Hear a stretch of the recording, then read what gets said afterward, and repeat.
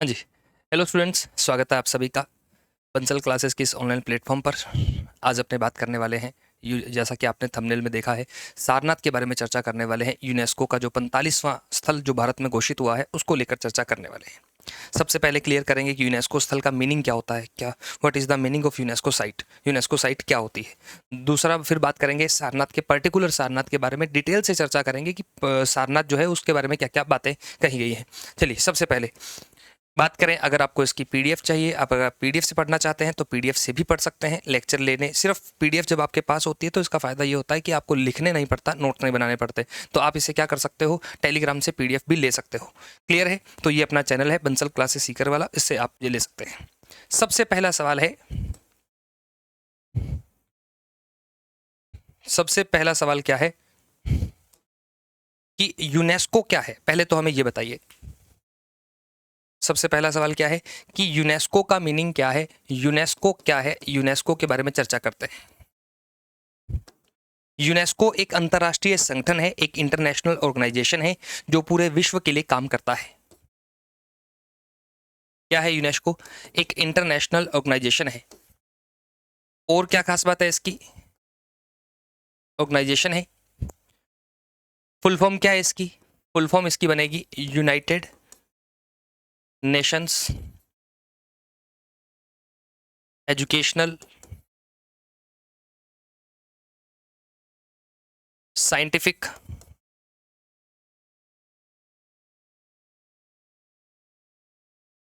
And Cultural organisation.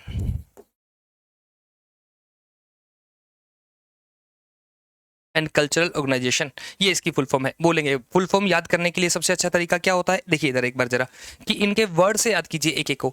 United Nations Educational Scientific and Cultural Organization. एक बार फिर से बोलेंगे, United Nations Educational Scientific and Cultural Organization, ये अपनी फुल फॉर्म है। इसकी एस्टेब्लिशमेंट, इसकी स्थापना कब हुई थी? स्थापना हुई थी 16 नवंबर 1945 को। 45 को। इसका हेडक्वार्टर कहाँ है? इसका हेडक्वार्टर है पेरिस। पेरिस कहाँ पड़ता है? फ्रांस। पेरिस फ्रांस में इसका हेडक्वार्टर है। टोटल मेंबर कितने हैं? कुल सदस्य कितने हैं? 194। 194 कंट्रीज इसकी मेंबर हैं। 194 कंट्रीज। ये तो हो गई अपने यूनेस्को की बात कि यूनेस्को क्या है, कितने मेंबर हैं, कब बना था, ये यूनेस्को के बारे में क्लियर हुआ। अब आते हैं कि यूनेस्को स्थल का मीनिंग क्या होता है, कि यूनेस्को साइट क्या होती है। देखिए, ये यूनेस्को जो है ये क्या करता है, ये कल्चरल ऑर्गेनाइजेशन है। कैसा ऑर्गेनाइजेशन है? कल्चरल भी बात करता है। तो यूनेस्को क्या करता है? यूनेस्को पूरे विश्व के देशों की, पूरे विश्व में जितने भी देश इसके मेंबर हैं, ये उन सभी देशों में जो चीज़ें इतिहास से जुड़ी है, जो चीज़ें कल्चर से जुड़ी है, बेहद पुरानी है। मान लीजिए कोई किले हैं, भारत की अगर बात करें तो भारत में जैसे किले हैं, वो किले अंग्रेजों के समय के हैं, बेहद अपने मराठों के समय के हैं, वो किले प्राचीन काल के हैं, आज से 2000 साल पुराने हैं। ऐसी साइट जितनी भी हैं उन सबको क्या करता है, ये उन सब साइट को क्या करता है, पहचानता है और उसे एक इंटरनेशनल लेवल पर पहचान देने का काम करता है। तो यूनेस्को क्या करता है? यूनेस्को पूरे विश्व की चीज़ों को पूरे विश्व के ऐसे महत्वपूर्ण स्थानों को पहचानता है, या तो जिनका संबंध संस्कृति से हो या जिनका संबंध इतिहास से हो, बहुत पुराने हो, तो उनकी एक सूची बनाता है। इसे कहते हैं विश्व विरासत सूची, वर्ल्ड हेरिटेज लिस्ट। विश्व विरासत सूची बनाता है, वर्ल्ड हेरिटेज लिस्ट बनाता है कि विश्व में कौन कौन सी हमें विरासत में मिला है, कौन कौन सी चीज़ें हमारे यहाँ बहुत पुरानी है, पूरे विश्व की है। भारत की बात करें तो इस पूरे भारत में, पूरे भारत की इसमें, भारत में ऐसे कितने स्थानों का चयन किया गया है? भारत में 45 ऐसे स्थल हैं। कितने स्थल हैं? 45, जिन्हें 3 कैटेगरी में बांटा जाता है। एक कैटेगरी जो होती है वो होती है अपने, एक कैटेगरी जो होती है वो होती है नेचुरल साइट, यूनेस्को की नेचुरल साइट। ये भारत में कितनी है? 7 है। भारत में 7 नेचुरल साइट है। दूसरा, भारत में ये पहचानता है कल्चरल साइट। कल्चरल साइट ये अपने कितनी है? ये अपने 37 है। और एक अपने साइट है मिक्स्ड साइट है, और ये मिक्स वाली जो है इसमें कितनी साइट है? एक है, और इसका नाम है कंचनजंगा। कंचनजंगा भारत का मिश्रित यूनेस्को स्थल है। ये कैटेगरी है, जैसे उदाहरण से समझाऊं आपको मैं कि नेचुरल साइट कोई नेशनल पार्क हुआ, कोई बायोस्फीयर रिजर्व हुआ, कोई टाइगर रिजर्व हुआ, ये सब जो यूनेस्को इनको आइडेंटिफाई करेगा तो वो क्या बन जाएगा, नेचुरल साइट। जब कोई मंदिर है, जब कोई किला है या अन्य इस प्रकार की राजा महाराजाओं द्वारा बनाई गई हवेलियां हैं, कोई रेलवे स्टेशन की इमारत है, ये सब बन जाएंगे क्या, कल्चरल साइट। और जो जहां कल्चर भी हो, जहां नेचर भी हो, उसे हम क्या कहते हैं, कंचनजंगा। कंचनजंगा एक नेशनल पार्क है जो कि यूनेस्को की सूची में डाला गया है कंचनजंगा को। कंचनजंगा एक पर्वत है, कंचनजंगा पर्वत की लोग पूजा करते हैं और पूजा करना हमारी कल्चर का पार्ट होता है, तो इसलिए इसे क्या बनाया गया, पर्वत है तो नेचुरल है, पूजा करते हैं इसलिए कल्चरल हो गया, तो ये दोनों ही कैटेगरी में शामिल किया गया है। तो ये दो कैटेगरी में यहाँ शामिल हुआ है। क्लियर है, तीन बातें। भारत में सबसे ज्यादा, इन 45 में से सबसे ज्यादा जो साइट है वो 7 साइट है महाराष्ट्र में। पश्चिमी घाट को मिलाकर, पश्चिमी घाट को मिलाकर कितनी साइट बनती हैं, 7 साइट बनती हैं, और वो 7 कहाँ हैं, महाराष्ट्र में। क्लियर है, तो ये महाराष्ट्र है। विश्व विरासत सूची, वर्ल्ड हेरिटेज लिस्ट हुआ। अब अपन क्या चर्चा करने वाले हैं, पहला अगर मैं बात करूं कि यूनेस्को ने पहली साइट किसे घोषित किया था, यूनेस्को की पहली साइट कौन सी है, तो उसकी बात देख लेते हैं, क्योंकि 45वीं तो अब पढ़ने जा रहे हैं अपन। भारत का पहला यूनेस्को स्थल,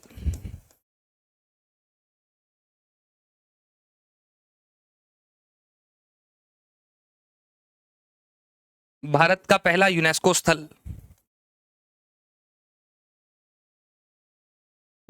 कौन सा है, अजंता गुफाएं, एलोरा गुफाएं, दोनों ही कहाँ है, छत्रपति संभाजी नगर में। छत्रपति संभाजी नगर, और संभाजी नगर कहाँ पड़ता है, औरंगाबाद। औरंगाबाद का नया नाम क्या है, छत्रपति संभाजी नगर है, और ये किस राज्य में है, महाराष्ट्र में है। औरंगाबाद का नया नाम है क्या, छत्रपति संभाजी नगर, वहां है अजंता एलोरा। फिर एक साइट अपनी बनी थी ताजमहल और आगरा का किला, अकबर द्वारा बनवाया गया आगरा का किला। तो ये अपने जो है ये दोनों ही कहाँ है, यूपी में है। तो पहली यूनेस्को साइट जो भारत में घोषित हुई थी वो 1983 में घोषित हुई थी, और वो 4 साइट एक साथ घोषित की गई थी, अजंता एलोरा की गुफाएं, ताजमहल और आगरा। 2 महाराष्ट्र की, 2 यूपी की, ये से याद कर सकते हैं आप इसे। आगे बढ़ते हैं, अब आते हैं अपने प्रॉपर सारनाथ पर। अब बात करते हैं सारनाथ। सारनाथ बौद्ध स्थल है, सबसे पहला तो यही लिखा है, किस धर्म से जुड़ा हुआ है, बौद्ध स्थल है। सारनाथ का प्राचीन बौद्ध स्थल जो है, सारनाथ के बौद्ध स्थल जो है, उन्हें भारत का 45वां विश्व धरोहर स्थल घोषित किया गया है। भारत का 45वां विश्व विरासत स्थल, विश्व वर्ल्ड हेरिटेज साइट या यूनेस्को साइट कह सकते हैं, घोषित किया गया है। पिक्चर में भी देख सकते हैं आप। चलते हैं, चर्चा में क्यों है, पहला सवाल तो कि ये सारनाथ चर्चा में क्यों है, इसकी बात करते हैं। देखिएगा जरा, उत्तर प्रदेश के वाराणसी में, उत्तर प्रदेश के वाराणसी जिले में स्थित है सारनाथ। सारनाथ के प्राचीन बौद्ध स्थलों को यूनेस्को की विश्व धरोहर सूची में शामिल किया गया है, वर्ल्ड हेरिटेज लिस्ट में इंक्लूड किया गया है। यह भारत का कौन सा यूनेस्को स्थल है, 45वां यूनेस्को स्थल है। और उत्तर प्रदेश का कौन सा स्थल है, उत्तर प्रदेश का चौथा विश्व धरोहर स्थल है।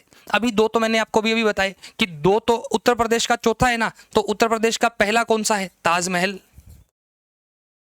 उत्तर प्रदेश का दूसरा कौन सा है, ताजमहल के बाद दूसरा कौन सा है, आगरा का किला है।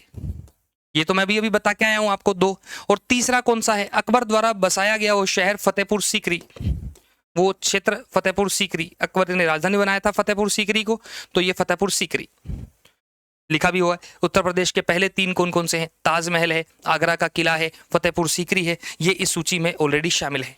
और ये जो सारनाथ को घोषित किया गया है यूनेस्को स्थल, ये कब घोषित किया गया है, 25 जुलाई 2026 को ये घोषित किया गया है। ये कहाँ घोषित किया गया है, दक्षिण कोरिया का एक शहर है, दक्षिण कोरिया का दूसरा सबसे बड़ा शहर है बुसान। सियोल राजधानी है दक्षिण कोरिया की, उसका एक फेमस और शहर है बुसान।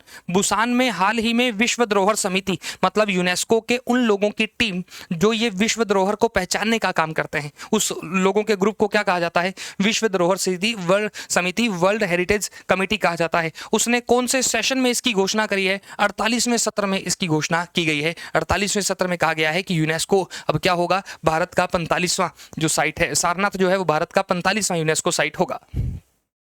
दोबारा, सारनाथ किस जिले में? वाराणसी जिला उत्तर प्रदेश का है। 45वां स्थान है, उत्तर प्रदेश का चौथा है। 3 पहले कौन कौन से हैं? ताजमहल, आगरा का किला और फतेहपुर सीकरी। 25 जुलाई 2026 को घोषणा हुई है। दक्षिण कोरिया के बुसान में घोषणा हुई है। विश्व धरोहर समिति की कौन सी सत्र में हुई है? कौन से सेशन में इसकी अध्यक्षता, कौन से सेशन में घोषणा हुई है? 48 में। 28 वर्षों का इंतजार कि 3 जुलाई 1998 सारनाथ को 3 जुलाई 1998 को यूनेस्को की संभावित सूची में टेंटेटिव लिस्ट में डाला गया था, टेंटेटिव लिस्ट में शामिल किया गया था। लगभग 28 वर्षों बाद वर्ष 2026 में इसे विश्व धरोहर का दर्जा मिला है और इसका औपचारिक नामांकन जो है वो किस चक्र में किया गया था? 2025-26 के साल के लिए इसका नामांकन किया गया था, नॉमिनेट किया था भारत सरकार ने। मामला क्या है? टेंटेटिव लिस्ट क्या होती है? यूनेस्को अपने से हर साल एंट्री मंगवाता है कि आप क्या मानते हो कि आपके अकॉर्डिंग कौन कौन से क्षेत्र जो है वो यूनेस्को में शामिल होने चाहिए। तो भारत सरकार खूब सारे जगहों की लिस्ट बनाकर भेजती है। तो उन खूब सारी जगहों की लिस्ट को क्या कहा जाता है? उन खूब सारे नाम क्या कहते हैं? टेंटेटिव। वर्तमान में अभी जो 69 नाम और हैं जो टेंटेटिव लिस्ट में हैं। आगे जब यूनेस्को पूछेगा तो हम इन्हीं लिस्ट में से कुछ नाम उठाकर यूनेस्को को दे देंगे, तो हम कहेंगे टेंटेटिव लिस्ट में से हमने दिया है। सारनाथ को 1998 में हमने टेंटेटिव लिस्ट में डाल दिया था, अपने यूनेस्को की संभावित सूची में डाल दिया था कि हमारे अकॉर्डिंग तो ये सारनाथ भी यूनेस्को साइट घोषित होना चाहिए।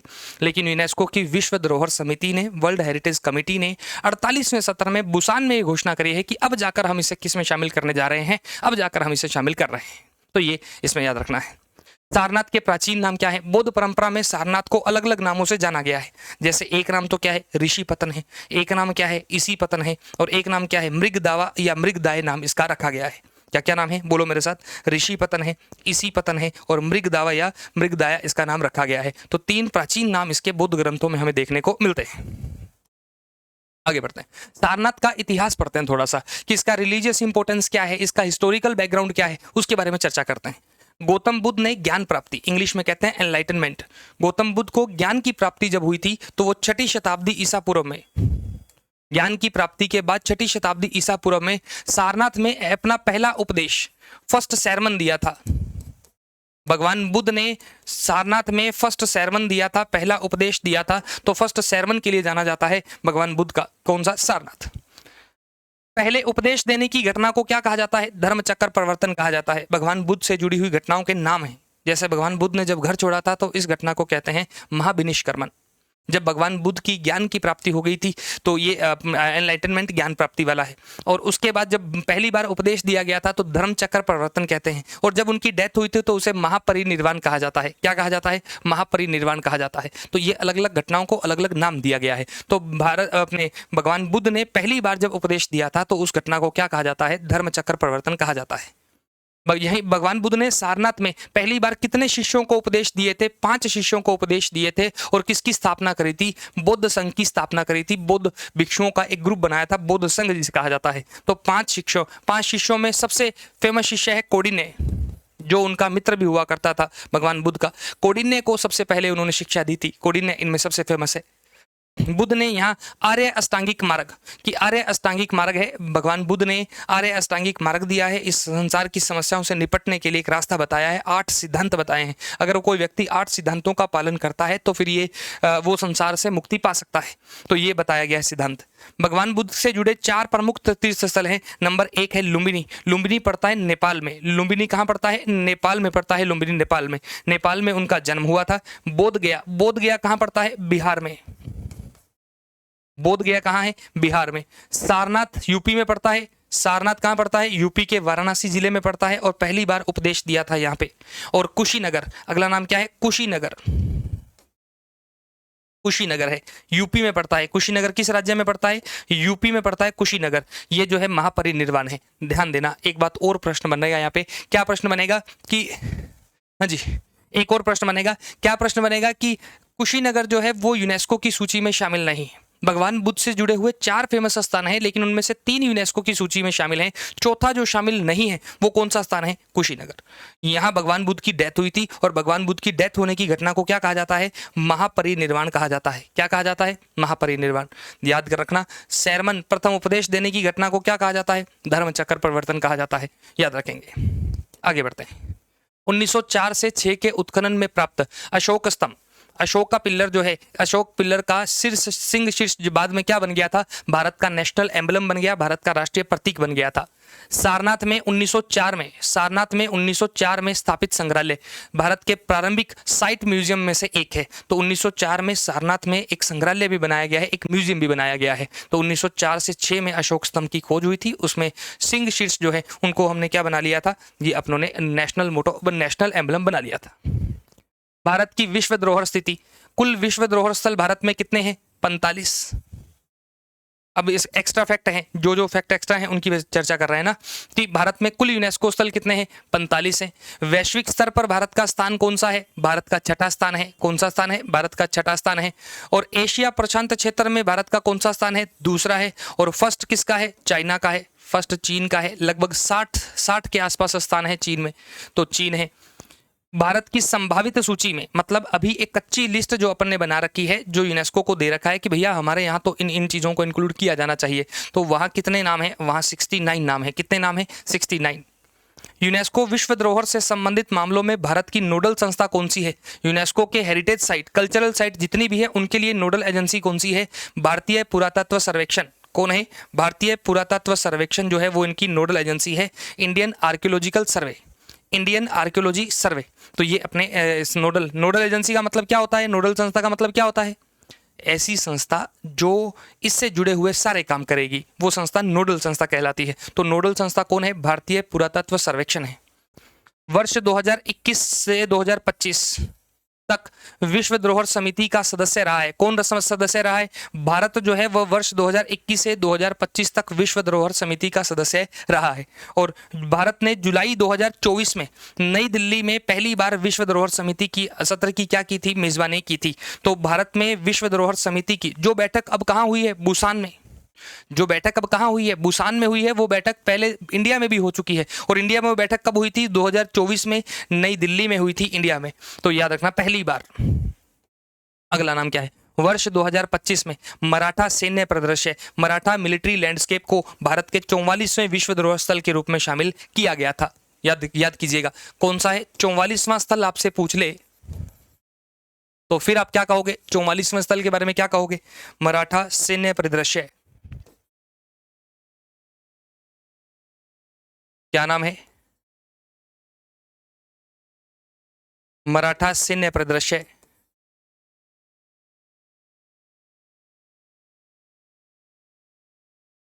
Maratha military landscape. ये क्या है, ये मराठों के 12 किले हैं, मराठों के 12 किलों का ग्रुप है। 12 दुर्ग जो हैं उनका समूह है मराठों के, जिनमें से 11 तो कहाँ है, महाराष्ट्र में, और एक कहाँ है, तमिलनाडु में। ये 12 किलो का ग्रुप है, 11 तो है महाराष्ट्र में और एक कहाँ है, तमिलनाडु में। तो 12 किलो का ग्रुप है मराठा सैन्य परिदृश्य, मराठा मिलिट्री लैंडस्केप। क्लियर है, आगे बढ़े अपन, हो गया वाला। चलिए, तो ये था अपना आज का क्वेश्चन, आज का अपने जो अपन ने चर्चा करी, ये जो मराठों के बारे में कि अपने यूनेस्को के बारे में जो चर्चा की है वो यूनेस्को वाला कंप्लीट हुआ। आज सारनाथ के बारे में पूरा डिटेल से बताया गया है, इसमें कुछ भी नहीं बचा है। जो भी प्रश्न होगा वो इसके अंदर से ही आएगा, तो आपको यही याद करना है कितने नंबर की साइट है। और मैंने ब्लू कलर में जितने भी प्रश्न बनेंगे वो सारे मैंने ब्लू कलर में हाईलाइट कर दिए आपके लिए, ताकि आपको ये PDF जब आप पढ़ोगे ना तो आपको ऐसा महसूस हो कि हाँ ये प्रश्न अलग से चमक रहे हैं, बस इन्हीं प्रश्नों को जवाब देना है। जैसे उदाहरण से समझाता हूँ, देखो इधर, यहाँ ये करंट का है, ये पूरी स्लाइड करंट की है, ये करंट बेस्ड स्लाइड है। अगले वाला सारा पार्ट कैसा है, स्टैटिक वाला है। सारा पार्ट कैसा है, स्टैटिक है। करंट में ये पोर्शन है, इसमें पोर्शन में ये लाइन टफ बनाएगी पेपर को। घोषणा कब हुई है, 25 जुलाई 2026 को। कहाँ हुई है, दक्षिण कोरिया में। दक्षिण कोरिया का कौन सा शहर है, बुसान है। और विश्व धरोहर समिति की कौन से सत्र में अध्यक्षता की गई है, 48वें। जिस प्रकार के RPSC प्रश्न बना रहा है उसमें ये सवाल है कि वो ऐसे ही लाइन डालेगा बीच में। पिछले बार 2024 का प्री जब आप देखेंगे तो उसके अंदर राज्यपाल की डेट दी गई थी कि इन राज्यपाल की अपॉइंटमेंट कब की गई है, तो हो सकता है इस बार इसकी डेट दे दे। तो इसलिए थोड़ा सा पढ़ कर जाइएगा ना, एक बार पढ़ा हुआ होगा तो वहाँ दिमाग में आ जाएगा। क्लियर है?